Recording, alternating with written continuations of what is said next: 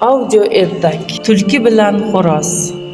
Bir o'rmonda ancha keksayib qolgan xo'roz yashar ekan. U keksayib qolganligi sababli boshqa xo'rozlarga qo'shilolmas ekan. Bir kuni u daraxt tagida donlab yurganida o'zi tomon pisib kelayotgan tulkivoyga ko'zi tushib, darhol daraxt tepasiga chiqib olibdi. Tulkivoy ham daraxt tagiga kelib, yugurib kelib xo'rozga debdi: "Ay xo'roz, nega daraxt tepasiga chiqib olding? Sen shohimizning chiqargan yangi farmonini eshitmagan ko'rinasan. Shohimizning farmoniga ko'ra, bundan buyon kattalar kichiklarni izzat qilishi, kichiklar esa kattalarni hurmat qilishligini buyurdi." Xo'roz uning gaplariga tushunmay: "U nima deganing Tulkivoy?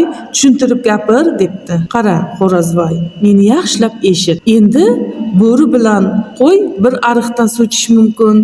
Kalxat bilan burgut birga uchishi mumkin. Sen bilan men birga yashashligimiz uchun" debdi Tulkivoy. Xo'roz o'ylanib pastga qarasa, Tulkivoy uni kutib turgan emish. Agar hozir daraxtdan pastga tushsam, Tulkivoy meni yeb qo'yadi deb o'ylanib turgan paytda uzoqdan ovchi itlar ovozi eshitilibdi. Biz tarafga qarab itlar kelyaptimi?" debdi xo'roz. Buni eshitgan Tulkivoy darhol: "Ey xo'roz, men tezroq qochishim kerak. Axir ular meni tutib olishadi-ku" debdi tulki.